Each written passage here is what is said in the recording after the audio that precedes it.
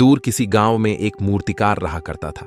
मूर्तिकार मूर्ति बनाने में काफी माहिर था। दूर दूर से लोग उनके पास आते और मूर्तियां बनवा कर ले जाते।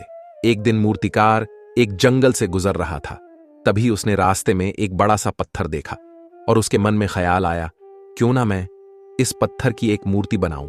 तो वह अपने औजार निकालकर उस पत्थर को तराशना शुरू कर देता है।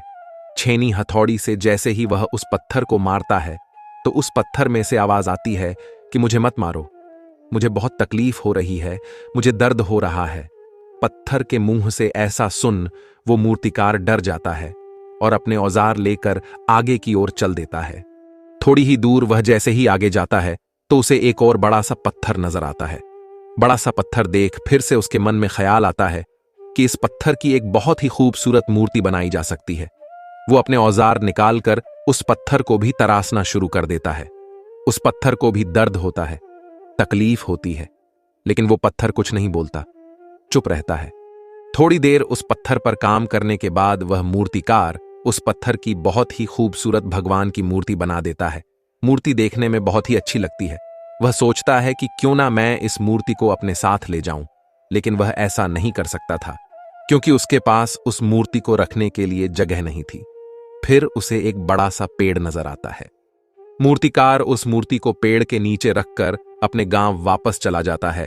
गांव पहुंचने के बाद उसे पता चलता है कि हमारे गांव में एक नया मंदिर बना है जिसमें कि एक भगवान की मूर्ति की जरूरत है।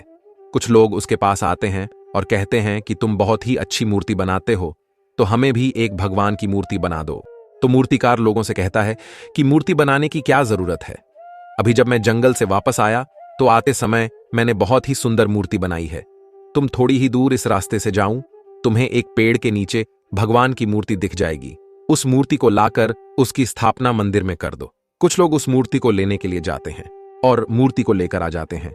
फिर कुछ लोग कहते हैं कि मूर्ति तो आ गई, लेकिन हमें एक ऐसा पत्थर भी चाहिए जिस पर हम नारियल को तोड़ सके, और ऐसा पत्थर आसपास कहीं भी नहीं है। लोग फिर से मूर्तिकार के पास जाते हैं और कहते हैं कि हमें एक बड़ा सा पत्थर चाहिए जिस पर हम नारियल को तोड़ सके।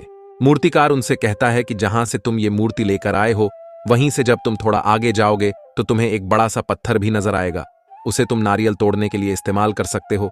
कुछ लोग उसी रास्ते से जाते हैं और उस बड़े से पत्थर को लाकर मूर्ति के साथ ही रख देते हैं।